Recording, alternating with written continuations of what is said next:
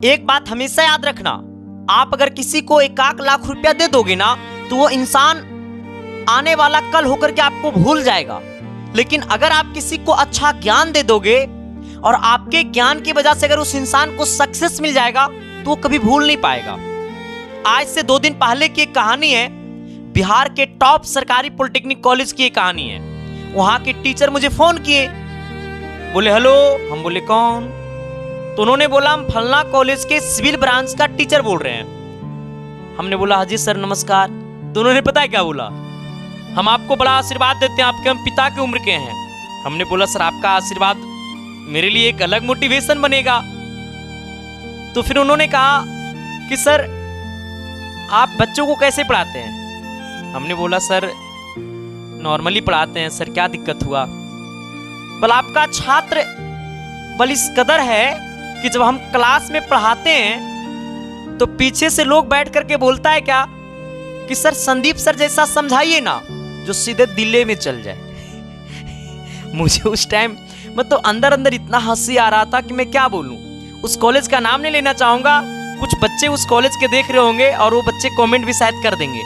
फिर मैंने कहा कि सर मैंने बोला सर ये मैं क्या करूं सर, वो बच्चों का प्यार है। फिर मैं शर्मा गया, मतलब मुझे फिर लगा कि मैं क्या ही बोलूं। तो अच्छा लगता है कभी कभी।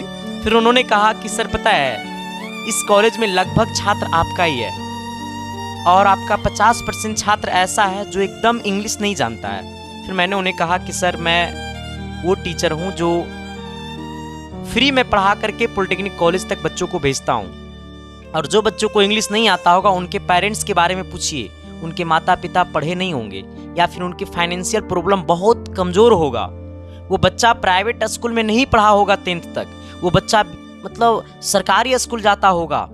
तो सरकारी स्कूल में इंग्लिश कहाँ समझाया जाता है सर? यहाँ तक कि सरकारी स्कूल्स के टीचर्स को कुछ टीचर्स को 50% टीचर्स को, पहले वाला टीचर्स जो 50% है उनको एलिफेंट का स्पेलिंग पूछ दीजिएगा तो वो बता नहीं पाएंगे। जो परमानेंट पहले जो मुखिया जी के द्वारा जो बहाली करवाया जाता था ना, उन सारे टीचर्स को अच्छे से पता नहीं है, 50% टीचर्स को। मैं सारे टीचर्स को बोल नहीं रहा हूँ। फिर उन्होंने कहा सर कि आपको सैल्यूट है।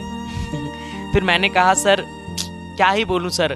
फिर उन्होंने कहा सर आपका काम जो है ना वो उन सारे बच्चों की माता पिता का दुआ आपको जरूर लगेगा सर, और आप जीवन में बहुत आगे जाइएगा।